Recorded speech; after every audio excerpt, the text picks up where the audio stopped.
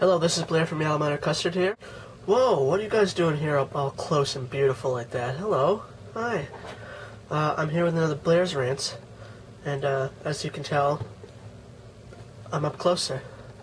The reasoning behind that is my tripod fucked off and stopped working, and so I just stacked the camera up on a bunch of books and just sat down on a chair, and so I think it actually looks a little bit better, so.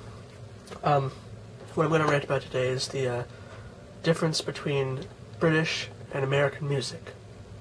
What I mean by that is, now in the modern days of music, British and American music isn't that much different from each other.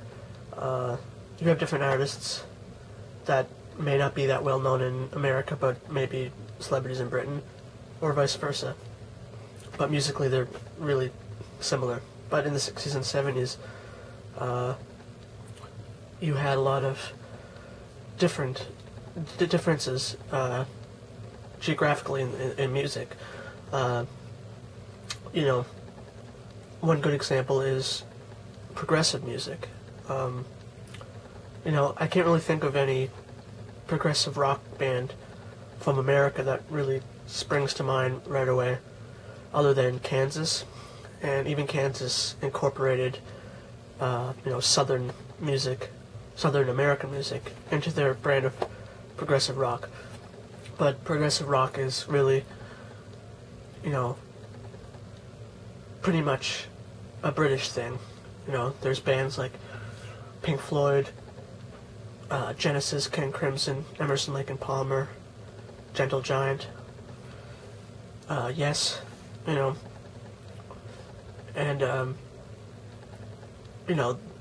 it probably came from their upbringing and where they're from. That's why I think there's a big difference. With America, you had music that was influenced a lot by, the blues, and British music, you had a lot of music that was influenced by classical, but that's not, that's not completely the case,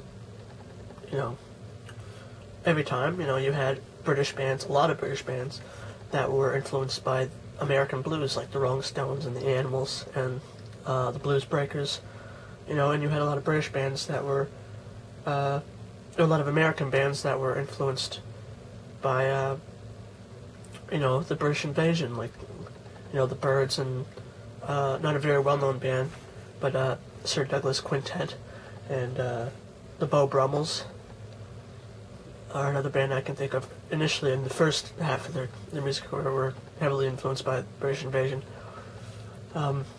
So there's lots of crossing over, but progressive rock music influenced a lot by classical music. So you had that kind of air of British pomposity that kind of wafted around in a lot of progressive rock music, that was distinctly British. And being a fan of progressive rock music, I seem to be more of a fan of British music. I like a lot of American artists and bands. I like Bob Dylan. I like The Doors, Jimi Hendrix Experience, Bruce Springsteen. It's great. But for subject matter, sound, just the general atmosphere of the music, I tend to sway more to the British side. The biggest example of the difference between British and American music that I find, though, is folk. There's no genre, I think, with British and American music that is completely different from each other. You have American folk and British folk. It's not the same. American folk, Pete Seeger, Woody Guthrie, that Dust Bowl folk, or the black folk, like of Leadbelly. And then you have the British folk that incorporated elements of medieval and Renaissance music. They're not the same. They come from completely different worlds, and of course there's folk rock, but you had American folk rock, like the Byrds and Buffalo Springfield. And then you had British folk rock, like my favorite Fairport Convention. And as you can see, I'm wearing a Sandy Denny shirt. The great, if you can see that, the late great Sandy Denny. You know, you wouldn't find her, you know, she did a lot of hard partying and boozing and rocking out, but you wouldn't find her in, you know, singing blues, you know. You know, she wasn't Janis Joplin. She was a British woman, and she sang British songs. Whereas Janis Joplin, again, wouldn't be caught dead singing folk music, I don't think. She might have, maybe she liked it. She sang in a folk club. So, maybe she did, I don't know, but it's completely two different worlds. Excuse me for a moment, I need to drink my milk. Ah, oh, sweet calcium, it's good for the bones. Ugh. But then you also had British bands that kind of incorporated both elements of that. You had, you know, Led Zeppelin, who were first influenced by blues music.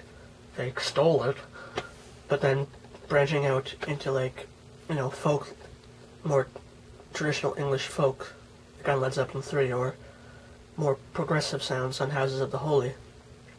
And you also had American bands go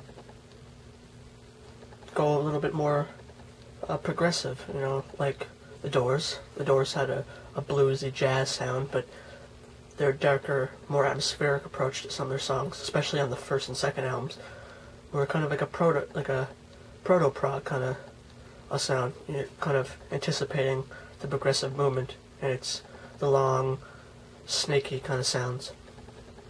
So there's a lot of cross-fading, like I said, but there was a difference of British and American music.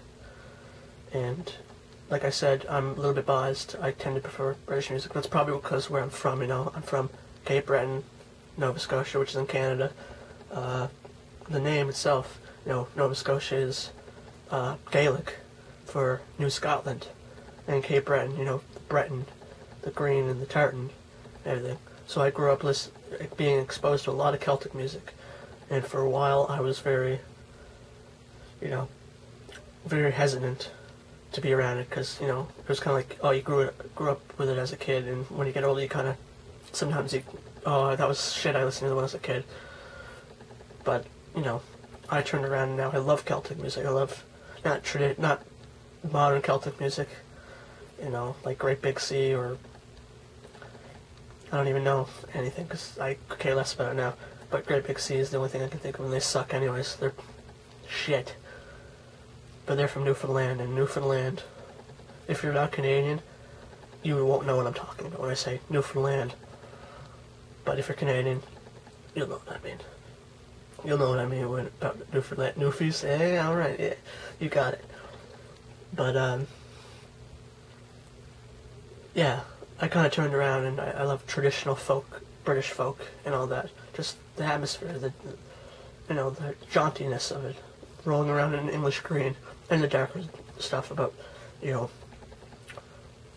John Barleycorn must die, that kind of, you know, or, you know, I'm trying to think, like 310 to Yuma, and that kind of stuff. I can't really think of any right now. I probably should have done my research a little bit, shouldn't I? But, yeah, that's all I really had to say. That was my rant. Tell me what you think. You guys, you know what? I give you videos. You know, I take my time. I do these in one take. I think it's pretty impressive. I do them in one take. But I put a lot of effort into it. I put a lot of soul and heart into it. And you guys only rarely comment. And that hurts my feelings. It really does. You know, I put my heart and my soul out, and you guys step on it. Day after day. No respect. So, I want to know what you think. I want feedback. What do you prefer, American or British music? Or do you prefer both? Or do you think there's no difference? And I'm just flapping my gums like a dumbass. Whatever you want to say. Or tell me I'm ugly, or say, you know, my posters suck or something, or that I'm too skinny. I don't care what you say, just comment. Commenting is good. It makes me feel like you guys are really paying attention to the videos. So, that's all I had to say. I hope you enjoyed it. Thank you.